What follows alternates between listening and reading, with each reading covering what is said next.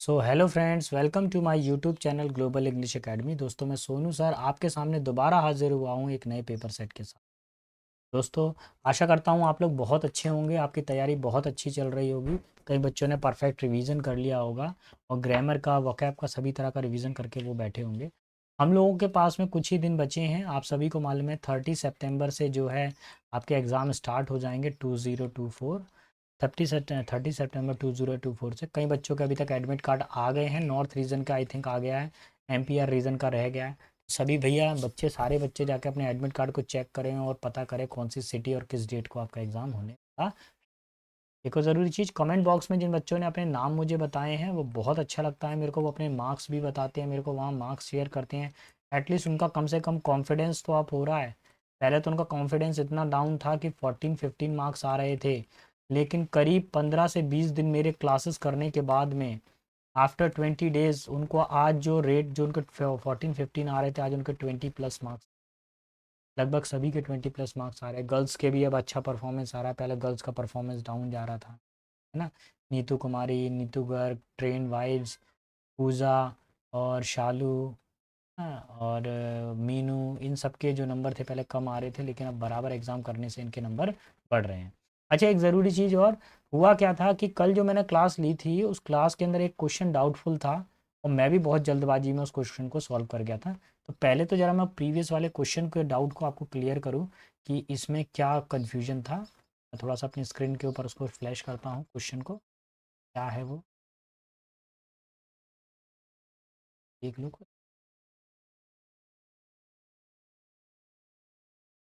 देखिए, यहाँ पे ये क्वेश्चन नंबर जो ये वाला नहीं, ये question number I think question number 15 था जो बच्चों को डाउट में था कुछ। ये क्लियर कर देता हूँ कौन सा वाला डाउट।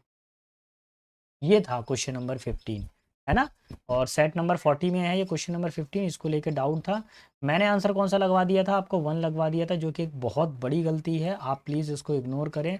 ये 1 इसका आंसर नहीं होगा, इसका आंसर होगा ऑप्शन नंबर 3। मैंने पिन करके भी ग्रुप के, मैंने पिन करके भी इसको बता दिया है कमेंट बॉक्स के अंदर। तो उसका आप आंसर क्या लगाएंगे, ऑप्शन नंबर 3 ही लगाएंगे। रीज़न क्या है एक बार फिर से समझिए। द प्रोबेबल जो है वो आपके पास में प्लूरल नंबर है, यहाँ पे ऑफ आ रहा है और फिर ये क्या आ रहा है, प्लूरल नंबर। ये क्या आ रहा है हमारे पास में, सिंगुलर नंबर आ रहा है। तो हमेशा ऑफ जो प्रपोजिशन है, प्रपोजिशन से पहले वाले को देखा जाता है। और मैंने जल्दबाजी में ये समझा कि ये जो इफेक्ट्स है उसका कोई इफेक्ट नहीं पड़ेगा। इफेक्ट्स यहाँ पर क्या है, प्लूरल काउंटेबल नंबर है। द प्रोबेबल साइड इफेक्ट्स, मैंने केवल साइड वर्ड को देखा, इफेक्ट्स को वहाँ पे इग्नोर कर दिया था मैंने। लेकिन इफेक्ट, साइड इफेक्ट से कंप्लीट वर्ड है। जब ये प्लूरल नंबर होगा तो आने वाली वर्ब भी कैसी होगी, प्लूरल वर्ब होगी। और जो कि ये बिल्कुल सही दी गई है वर्ब, यहाँ पे प्लूरल वर्ब ही दी गई है। तो बेटा प्लीज़ आप इसको करेक्ट कर लीजिएगा, है ना। हालांकि ये क्वेश्चन मैंने आप लोगों के लिए पास ऑन किया था, ठीक से देखेंगे। मैंने क्या बोला था, एक बार आप लोग अपने आंसर्स इसमें करिए कमेंट बॉक्स में। ये मैंने आप लोगों के लिए पास ऑन किया था करने के लिए। So option number 3 will be final answer. ठीक है, अब हम अपने नई वाली स्लाइड पर आ जाते हैं, नए वाले सेट नंबर 41 की तरफ को बढ़ जाते हैं। तो सेट 41 हमको क्या बता रहा है उसके बारे में चर्चा कर लेंगे। सेट नंबर 41 में हमारे पास में जो क्वेश्चन नंबर 1 है वो ये रहा। इसको देख लेते हैं। क्वेश्चन 1 में क्या बताया गया है, पूछा गया है आपसे वन वर्ड सब्स्टिट्यूशन पूछा गया। A place for ammunition, ammunition का मतलब क्या होता है, जहाँ पे शस्त्र होते हैं, हथियार वगैरह। और वेपन मतलब हथियार। ठीक है, तो जहाँ पे शस्त्रों को रखा जाता है, हथियारों को रखा जाता है, उस प्लेस को क्या बोलते हैं। पहला वर्ड है एबोटर। एबोटर का मतलब होता है कसाई घर, है, जानवरों को काटा जाता है। आर्शनल का मतलब क्या था, शास्त्रागार, जहाँ पर शस्त्रों को रखा जाता है, शास्त्र। एरिना का मतलब क्या होता है, अखाड़ा होता है, अखाड़ा, स्टेडियम भी कह सकते हैं। और अवियरी का मतलब क्या होता है, प्लेस ऑफ बर्ड्स, पक्षियों का घर। ठीक है, तो अभी हमारे को क्या आंसर चाहिए, option number 2 will be our final answer, यही हमारा आंसर हो जाएगा। बढ़ता हूँ मैं आगे की तरफ, क्वेश्चन नंबर 2 की। Your district is expose to dash and also destructive flood. Flood आ रहा है, फ्लड का मतलब क्या हो गया हमारे पास में, बाढ़ जैसी स्थिति है। तो आपकी जो, आपका जो क्षेत्र है वो किससे है, किससे घिरा हुआ है। तो देखिए, प्राकृतिक आपदा बतानी है। पहला वर्ड है हमारे पास में क्या है, ड्राफ्ट। इसका मतलब तो किसी चीज़ का प्रारूप होता है, यानी कि डेमो होता है या ब्लूप्रिंट होता है। इस ड्रॉट का मतलब क्या होता है, कहीं पर सूखा पड़ जाना, भोजन की स्थिति ना होना। डॉट का मतलब तो डॉट ही होता है, एक बिंदु, ना, बिंदु कह सकते हैं। और ड्रॉट का मतलब क्या होता है, यहाँ पर ये जो ड्रॉट है इसका मतलब भी क्या होता है, प्रारूप से संबंधित होता है। तो अभी हमको कौन सा वाला ड्रॉट चाहिए बताइए, प्राकृतिक घटना वाला, option number 2 will be our final, यही आंसर हो। क्लियर। देखिए बेटा, मेरी कोशिश ये है कि आपको कम समय में ज़्यादा से ज़्यादा डेटा प्रोवाइड करूँ मैं। अगर आपको मेरा पढ़ाना पसंद आए तो प्लीज़ चैनल को लाइक शेयर ज़रूर करा करिए। देखिए 800 से ऊपर तो मेरे पास सब्सक्राइबर हैं, लेकिन उसमें से बस कुछ ही लोग उस चैनल को कुछ ही लोग क्या कर रहे हैं, लाइक कर रहे हैं। देखिए अगर आप लाइक करते हैं, आप कमेंट करते हैं, तो मेरा भी कॉन्फिडेंस अप होता है, मेरा भी मन करता है कि भाई चलो वीडियो बनाओ, बच्चे लाइक शेयर कर रहे हैं या बच्चों की डिमांड है। और अगर आप नहीं करते हैं तो भैया फिर हम भी पस्त हो जाते हैं, फिर हमारा भी दिमाग ख़राब हो जाता है, भी सोचते हैं फिर क्यों करें यार, क्या मतलब है जब उसका रिजल्ट नहीं आ रहा, आउटपुट नहीं आ रहा। ठीक है। The students looked confused so the teacher explain the topic again. Looked कौन सी फॉर्म है, सेकंड फॉर्म है। आगे भी कौन सी फॉर्म आएगी, वर्क की सेकंड फॉर्म है। तो यहाँ पर एक्सप्लेन नहीं आएगा, क्या आएगा बेटा, यहाँ पर एक्सप्लेन्ड आ जाएगा, सेकंड फॉर्म का answer. Answer number 1 will be final. ठीक है, ऑप्शन नंबर 1। क्वेश्चन नंबर 4 की तरफ पर आते हैं। 4 वाला क्या बोल रहा है, क्वेश्चन नंबर जो 4 है वो बेटा आपको बताना है वर्ब का फॉर्मेशन है। Officer said that the thousands of the office goings were dash the metro trains were running for full during peak hour. देखिए ज़्यादातर ऑफिस जाने वाले लोग किसका सहारा लेते हैं, मेट्रो का या ट्रेन का। तो मेट्रो या ट्रेन को पकड़ने के लिए क्या बोलेंगे, टेकिंग। क्या बोलेंगे, टेकिंग। टेकिंग का मतलब क्या, उसका मदद लेना। रनिंग का मतलब दौड़ना होता है, ये नहीं होगा। फास्टिंग का मतलब क्या होता है, फास्टिंग का मतलब क्या होगा बेटा, एक तो होता है फास्ट करना और यहाँ पे आईएनजी लगा हुआ है, तो इसका मतलब क्या जाएगा, उपवास करना हो। एडेप्ट का मतलब क्या होता है बताइए, एडेप्ट का मतलब होता है परिस्थिति के अनुकूल ढल जाना, अनुकूल है। तो यहाँ पर अभी आंसर क्या जाएगा, ऑप्शन नंबर 1। क्लियर। चलिए क्वेश्चन नंबर 5 पर आइए। 5 क्या बता रहा है, the expression of a wish that misfortune or doom befall of person. तो यहाँ पर इसका आंसर हो जाएगा बेटा, किसी के दुर्भाग्य के लिए कल्पना करना, यानी किसी को क्या करना, अपशब्द कहना। प्लेजिंग के मतलब क्या होता है, ब्लेजिंग का मतलब क्या होता है, आशीर्वाद। क्या होता है बेटा, ब्लेजिंग का मतलब आशीर्वाद। ठीक है। कर्स का मतलब क्या होता है, अभिशाप, अभिशाप देना। प्रेज का मतलब क्या होता है, प्रशंसा। और औथ का मतलब क्या होता है, कसम। अभी क्या होगा, अगर आप किसी को बुरा कहेंगे तो क्या करेंगे, कर्स देंगे। So option number 2 will be final. क्या हो जाएगा, कर्स हो जाएगा। क्वेश्चन 6 पर आइए। Property left to someone by will, किसी के द्वारा वसीयत को छोड़ जाना, यानी वसीयतनामा, वसीयत को छोड़ जाना, तो उसको क्या बोलते हैं। देखिए पहला वर्ड है लेगेसी, यानी विरासत। विंडफॉल का मतलब क्या होता है, अप्रत्याशित। अप्रत्याशित, अप्रत्याशित का मतलब होता है अचानक से कोई प्रॉब्लम आ जाना। ठीक है। इसको बोलते हैं अ बोल्ट फ्रॉम द ब्लू। इसका एक मुहावरा है, अ बोल्ट फ्रॉम द ब्लू, अचानक से आफत का गिरना, अप्रत्याशित, यही हो जाएगा अ बोल्ट फ्रॉम द। एलमनी का मतलब क्या होता है, एलमनी का मतलब होता है, ये क्या होता है, शादी के बाद में, आफ्टर डाइवोर्स, आफ्टर डाइवोर्स, शादी के बाद में जो खर्चा दिया जाएगा, आफ्टर डाइवोर्स वाइफ को जो एक्सपेंस दिया जाएगा, खर्चा दिया जाएगा, वो कहलाता है एलमनी। फिर क्या दिया हुआ हमारे पास, प्रोफेसी। प्रोफेसी का मतलब होता है फॉरटेल, यानी कि भविष्यवाणी। ठीक है, फॉरकास्ट या फॉरटेल। अभी किस चीज़ की ज़रूरत है हमको, हमको चाहिए वसीयतनामे की। तो लेगेसी हमारा प्रॉपर आंसर बनेगा। लेगेसी का मतलब वसीयतनामा भी होता है, या विरासत में कोई चीज़ मिली। आगे बढ़ता हूँ क्वेश्चन नंबर 7 की तरफ। 7 क्या बोल रहा है, सन तिजो says that that enemy that the enemy without battle requires greater skill that winning on the battle. देखिए, देखिए शत्रु को डिफीटिंग, यहाँ पर वर्ड क्या आएगा, ऑप्शन नंबर 2 ही आएगा प्रॉपर। देखिए यहाँ पर एक वर्ब की फोर्थ फॉर्म दी गई है, दी गई है, और बीच में लगा हुआ है देन। तो जब वर्ब की फोर्थ फॉर्म दी गई है तो दोनों को बैलेंस करने के लिए ध्यान रखें, दोनों देन के दोनों साइड पे हमेशा सेम वर्ब होनी चाहिए। अगर यहाँ पे वर्ब की फर्स्ट फॉर्म है तो यहाँ पे भी वर्ब की फर्स्ट फॉर्म, यहाँ पे फोर्थ फॉर्म है तो यहाँ पर भी फोर्थ। यहाँ विनिंग कौन सी फॉर्म है, फोर्थ फॉर्म है, इसलिए बेटा इधर पर भी कौन सी फॉर्म आएगी, वर्ब की फोर्थ फॉर्म आएगी। So option number 2 will be our final answer. कौन सा ऑप्शन लगेगा, ऑप्शन नंबर 2 हमारा फाइनल आंसर हो। क्लियर। चलिए मैं आगे की तरफ बढ़ूंगा, मैं थोड़ा कलर चेंज कर दूँ पेन का, मिक्स मिक्स। अब आगे की तरफ बढ़ते हैं, अगला क्या बोल रहा है, अगला वर्ड है हमारे पास में इनेट। अब इनेट का मतलब क्या होता है वो समझिए। अगर किसी के पास में जन्मजात कोई गुण है तो वो इनेट होता है। वो सिनोनिम बताना है बहुत ध्यान से। लर्न का मतलब क्या होता है, स्कॉलर यानी पढ़ा लिखा व्यक्ति हो। इन्योर्ड का मतलब क्या होता है, तपाना, किसी चीज को मेहनत करके तपाना बहुत ज्यादा। इनहेरिट का मतलब क्या होता है, ये होता है फ्रॉम बर्थ। नेक्स्ट, इनहेन का मतलब क्या होता है, इसका मतलब होता है कोई व्यक्ति क्या हो, काफ़ी असभ्य हो, बारबेरियस हो, है ना।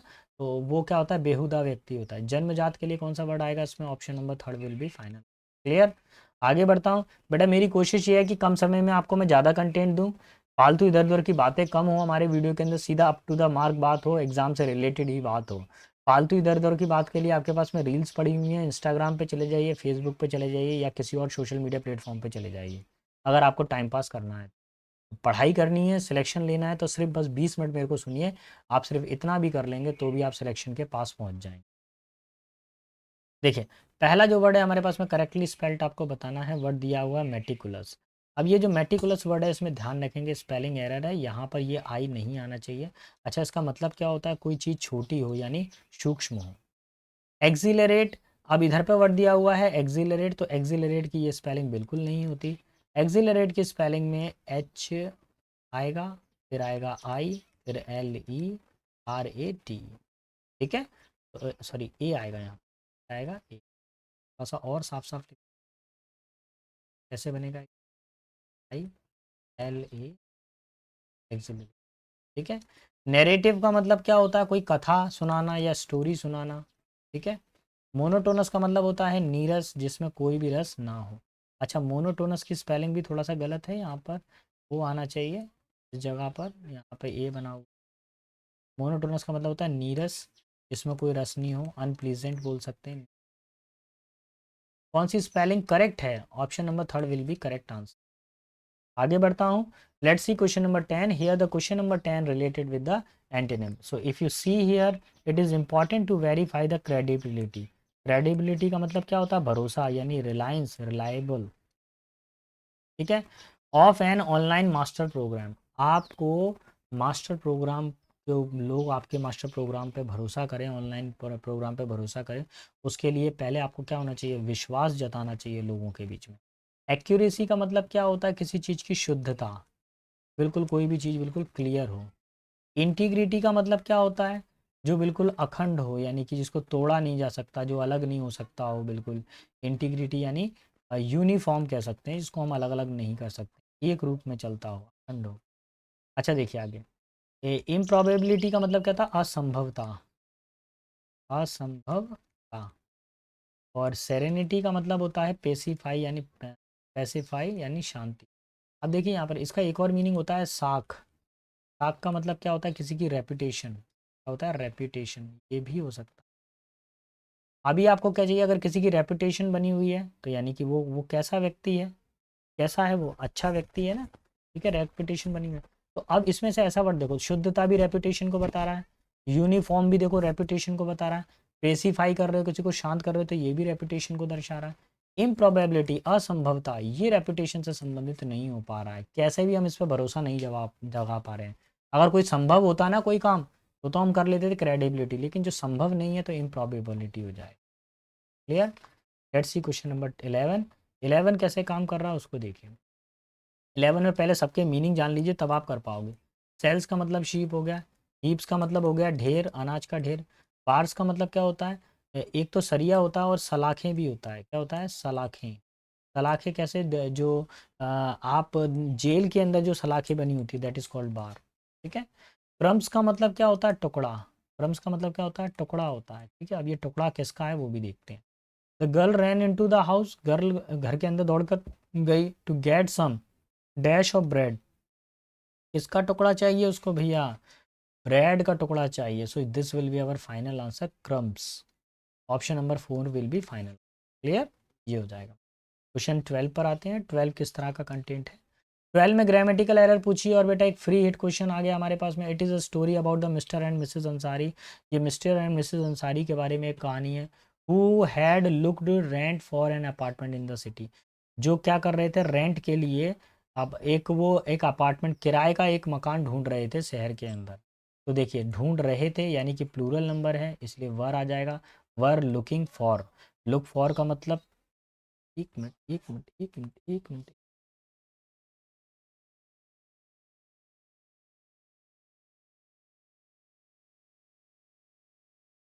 It is a story of missing had looking.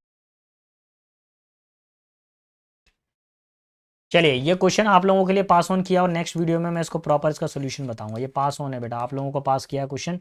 मेरे हिसाब से जो इसका आंसर होना चाहिए वो ऑप्शन नंबर 4 होना चाहिए, लेकिन एक बार प्लीज़ आप लोग चेक करेंगे और मेरे को कमेंट बॉक्स में लिख कर बताएंगे, और कमेंट बॉक्स में ही मैं इसका आंसर बताऊंगा। ये आप लोगों के लिए पास ऑन है, ठीक है। बढ़ता हूँ आगे की तरफ। क्वेश्चन नंबर 13 पर आइए। 13 में क्या दिया है? लग्जूरियंट। लग्जूरियंट का मतलब ऐसा व्यक्ति होता है जो क्या करता है, सुख भोगता है, यानी हमेशा खुश रहता है। ठीक है, कैसी सांसारिक चीज़ों में। ठीक है, लग्जूरियंट आरामदायक, कैसा हो, जो लग्जरी से भरा हुआ हो, जो आराम पसंद करता हो, उसको बोला जाए। नेक्स्ट हमारे पास में कॉम्बेटिव। कॉम्बेटिव का मतलब क्या होता है? जुझारू, मतलब अच्छी तरीके से चीज़ों को हैंडल करने वाला। स्पार्स का मतलब होता है विरल। फ्लोरिशिंग का मतलब क्या होता है? कोई व्यक्ति क्या हो, काफ़ी ज़्यादा वेल्दी हो, समृद्धशाली हो, वेल्दी। कैसा हो व्यक्ति जो वेल्दी हो, समृद्धशाली हो। मीगर का मतलब क्या होता है? कोई चीज़ क्या हो, मिनिमम हो, यानी कम हो। तो आंसर नंबर क्या हो जाएगा? Third will be final. Clear? आगे समझ में? चलो बढ़ते हैं, क्वेश्चन नंबर 14 पर क्या बोल रहा है। It is raining cats and dog, यानी इसका मतलब क्या होता है? ये बेटा मोस्ट रिपीटेड है। मैंने ईडियम एंड फ्रेसेस का एक पूरा प्लेलिस्ट बना दिया है। उस प्लेलिस्ट में से गारंटेड आप लोग देखेंगे कि हर पेपर के अंदर क्वेश्चन टकरा रहे हैं। अभी तक जितने ही पेपर सेट कराए हैं ना मैंने, कहाँ पे आज सेट नंबर 41 है। आपको सुनने में बड़ा अजीब लगेगा, लेकिन ये सब उसी वाली फाइल में से मिल रहे हैं, ईडियम एंड फ्रेसेस जो मैंने करवाए हैं। अगर आप याद कर लेते हैं तो आपका भला कंफर्म हो जाएगा, आपका सिलेक्शन कंफर्म हो जाएगा, 1 मार्क्स प्लस हो जाएगा आपके पेपर के। अब कम से कम एग्जाम में 1 से 2 ईडियम एंड फ्रेजेस आते हैं। अगर 2 क्वेश्चन भी आपके बन रहे हैं एक फाइल में से, जो मैंने जो वीडियो लेक्चर्स में से है ना, तो कंफर्म आपका हो जाएगा। रेनिंग कैट्स एंड डॉग का मतलब क्या होता है? बहुत तेज बारिश होना, टू रेन हैवीली, मूसलाधार वर्षा होना, बहुत तेज बारिश होना। ठीक है, option number third will be final. चलिए क्वेश्चन 15 पर आते हैं। और 15 किस तरह के कंटेंट को बता रहा है? 15 में स्पेलिंग एरर्स को आप लोगों को करेक्ट करना है, करेक्ट स्पेलिंग वाला देखना है। परजीवरेंस में यहाँ पर ई आएगा, ए नहीं आएगा। ए को हटा के आप क्या करेंगे? यहाँ पर ई करेंगे। अब इसका मतलब क्या होता है? कोई व्यक्ति लगातार कोशिश कर रहा हो, दृढ़ संकल्प, यानी लगातार वो एफर्ट कर रहा हो, कंटिन्यूस एफर्ट। प्रिविलेज, प्रिविलेज का मतलब होता है विशेष अधिकार, और यहाँ पर इस जगह पर कभी भी ई नहीं आता, क्या आता है? आई आता है, विशेष अधिकार, स्पेशल, स्पेशल राइट्स या अथॉरिटी। इनएडवर्टेंट का मतलब क्या होता है? ऐसा व्यक्ति जो क्या हो, जो केयरलेस हो, लापरवाह हो, जिसको कोई टेंशन ही नहीं है। और इंडिस्पेंसिबल का मतलब क्या होता है? आवश्यक, यानी बहुत ज़्यादा नेसेसरी हो कोई, है? ऐसा हो, नेसेसरी, अपरिहार्य। इनमें से ऑप्शन नंबर 4 ही बिल्कुल करेक्ट है, जिसकी स्पेलिंग सारी सही है, बाकी 3 की स्पेलिंग गलत है। सोल्यूशन मैंने बता दिया आपको। आगे बढ़ता हूँ क्वेश्चन नंबर 16 पर। 16 में क्या दिया हुआ है? एंटोनिम आपको बताना है। वर्ड है फ्रेल। फ्रेल का मतलब होता है वीक, कमजोर। रोबस्ट, रोबस्ट का मतलब होता है एनर्जेटिक। फ्रेजाइल का मतलब क्या होता है? जो काफ़ी ज़्यादा वीक हो, कमज़ोर हो। ठीक है, इनएक्टिव भी हो सकता है। फ्रेश का मतलब जो क्या हो, बिल्कुल ताज़ा हो, है, लेटेस्ट। और अनरिलायबल का मतलब क्या होता है? जिस पे आप भरोसा नहीं कर सकते हैं, अनट्रस्टवर्दी, अन अनट्रस्टवर्दी, अब जिस पर आप भरोसा नहीं कर सके वो। अब फ्रेल का मतलब वीक होता है, आपको क्या बताना है? एंटेनिम। तो ताकतवर के लिए कौन सा वर्ड आएगा? Robust. Option number 1 will be final, robust. न चलिए 17 पर आइए। 17 क्या बोल रहा है? Your doctor will recommended a medicine based on the types of infection. Based के साथ में कभी टू नहीं आता, बेस्ड के साथ में क्या आता है? हमेशा ऑन आता है। बेस्ड ऑन मतलब option number 1 will be final. Clear? Fixed preposition से आया है बेटा, ये याद कर लेंगे। नेक्स्ट क्वेश्चन पर आते हैं, क्वेश्चन नंबर 18। 18 में क्या पता करना है? एरर बतानी है। One of the most, one आ रहा है, of the most superlative degree आ रही है, प्लूरल वैल्यू आ रही है, ये ठीक है। इन एग्रीकल्चर सिंगुलर वर्ब आ रही है, ये सही है। यहाँ पर कुछ गड़बड़ नहीं है इसके अंदर। अब चूंकि भैया मैं तो एसएससी वाला हूँ, है ना, एसएससी पढ़ पढ़ के दिमाग के अंदर इतनी एरर एरर बढ़ गई है कि हर पेपर के अंदर हम मेरे को एरर लगती है, हर क्वेश्चन के अंदर एरर लगती है। लेकिन बेटा इसमें नो एरर है, कोई एरर नहीं है ना। ऐसे ही आप लोगों के साथ में हुआ होगा, ऐसे ही मेरे साथ में होता है ना। आगे बढ़ते हैं क्वेश्चन नंबर 19 पे। 19 क्या कह रहा है? 19 में बोला गया है, यहाँ पर ईडियम एंड फ्रेजेस पूछा गया है। देखिए, इग्नोरेंस इज ब्लीस, इसका मतलब क्या होता है? एक कहावत है, अज्ञानता ही परमानंद है। परमानंद। देखो ध्यान से, अगर आप किसी चीज़ को जानोगे ना, अब कोई लड़ाई हो गई, कोई टेंशन का बात हो गई, आप उसको और ज़्यादा जानोगे तो और टेंशन बढ़ेगी, और ज़्यादा प्रॉब्लम क्रिएट होगी। तो राइटर ये बोल रहा है कि देखो ही मत, आंख बंद कर लो तो टेंशन ही खत्म, अज्ञानता ही परमानंद है। तो इसके अंदर आंसर क्या हो जाएगा बताइए बेटा? Answer number 4 will be final answer. To remain ignorant of the thing that may cause stress, ऐसी चीज़ों को अनदेखा कर देना जो तनाव दे हमको जीवन में। ठीक है, चलिए आगे 40 पर, आगे क्वेश्चन नंबर 20 पर आते हैं। 20 का कह रहा है, as a game astrology and its prediction of the faith and the personality can being. अरे कैन बींग थोड़ी ना होगा यार, कैन बी होता है, कैन बींग तो कभी होता ही नहीं है। तो hair option number 2 will be final. Clear? तो जो बच्चे यहाँ तक पहुँचे हैं मेरे साथ में, वो वाकई सिलेक्शन लेना चाहते हैं, वो वाकई पढ़ाई के लिए सीरियस हैं। और बेटा ऐसे बच्चों का सिलेक्शन ज़रूर ज़रूर होता है, जो अपनी मेहनत से अपना भाग्य लिखते हैं ना। भगवान को भी उसको एक बार नीचे उतर कर, कहते हैं ना भगवान भाग्य लिखता है। वो ठीक है बेटा, वो उन लोगों के लिए ठीक है जो कमज़ोर लोग हैं, जिनकी मानसिकता कमज़ोर है। लेकिन जो लोग स्ट्रांग हैं, उनका भाग्य वो खुद ही लिखते हैं। जिनके हाथों में लकीरें नहीं होती, वो अपनी मेहनत से लकीरें बना लेते हैं। देखिए, मोर डैश हाफ द स्टेट्स, आपको मालूम है मोर के साथ में हमेशा देन का यूज होता है। ठीक है, तो option number 2 will be final answer. More than half the states इससे ज़्यादा स्टेट्स यूनियन टेरिटरी। अच्छा, एक स्टेट्स हो गया, एक यूटी हो गया, यूनियन टेरिटरीज हो गया, तो इनके बीच में एंड लगेगा क्योंकि एरिया वाली बात है। So option number 1 will be final answer. Clear? देखिए, आप लोगों के साथ साथ में मैं पेपर सॉल्व कर रहा होता हूँ, है ना। जैसे मेरा रिवीजन हो रहा है वैसा आप भी करते जाइए। आगे क्या दिया हुआ है? Including COVID-19 hotspot Maharashtra and Tamil Nadu have not yet decided on a date for reopening school. देखिए, कोविड-19 की सिचुएशन बताई गई है, जिसमें महाराष्ट्र और तमिलनाडु दो अलग अलग स्टेट है, जिन्होंने अभी तक फैसला नहीं ले पाया था कि किस तारीख को स्कूल ओपन होंगे। देखिए, अलग अलग एरिया में अलग अलग टाइमिंग पे स्कूल ओपन हुए हैं। The centres were told at the meeting, और सेंटर्स को बताया गया मीटिंग पर कि भाई तुम अपने मुताबिक, अगर तुमको लग रहा है तुम्हारे एरिया में कोरोना कम हो गया है तो तुम स्कूल खोल दो, ज़्यादा हो गया है तो बंद कर दीजिए। The remaining states are split between two those, दो चीज़ों में स्टेट को बांट दिया गया था। Those dash to open in August and include Delhi और Bihar who will not open. तो देखिए, कुछ लोग तो रीओपन करने के फेवर में थे और कुछ लोग रीओपन करने के फेवर में नहीं थे। तो जो फेवर में थे, दोज हु 23 में जो आंसर हो जाएगा बेटा, 23 का तो मैंने करा दिया यार, 4th कराना है ना, 24 कराना है, वही मैं कह रहा, ऑप्शन कहाँ से होगा? दोज विलिंग टू, जो लोगों की इच्छा है कि भैया स्कूल खोलना चाहते हैं, जिनको लग रहा है कि भाई उनके एरिया में कोरोना कम हो गया, स्कूल खोल लीजिए, तो वो लोग खोल सकते हैं। जिनमें कौन कौन से एरिया थे? दिल्ली और बिहार थे। अब इसके अलावा कुछ अलग स्टेट थी, जो कौन थी? जिन्होंने दिल्ली और बिहार ने अगस्त में स्कूल खोला था, और बाकी कुछ स्टेट थी जैसे आंध्र प्रदेश, कर्नाटक या केरला, इन्होंने सितंबर में खोला। तो लास्ट में देख लीजिए क्या आएगा, लास्ट ऑप्शन नंबर 5 में आएगा विच। जिन्होंने कब खोला था हमारे पास में, जिन्होंने कब खोला था? सितंबर में खोला था। तो स्टेट की बात है, स्टेट एक निर्जीव होता है, इसलिए विच का यूज़ किया जाता है। तो बेटा आज के सेशन में इतना ही है। अगर आपको कोई भी डाउट आ रहा है तो कमेंट बॉक्स में आप अपने उस डाउट के लिखिए, मैं उस डाउट को क्लियर करूँगा। अच्छे से मेहनत करें बेटा, सिलेक्शन होता है, 101% सिलेक्शन होता है। ठीक है, अच्छे से मेहनत करें, अपना और अपने माता पिता के नाम को रोशन करें। Best of luck.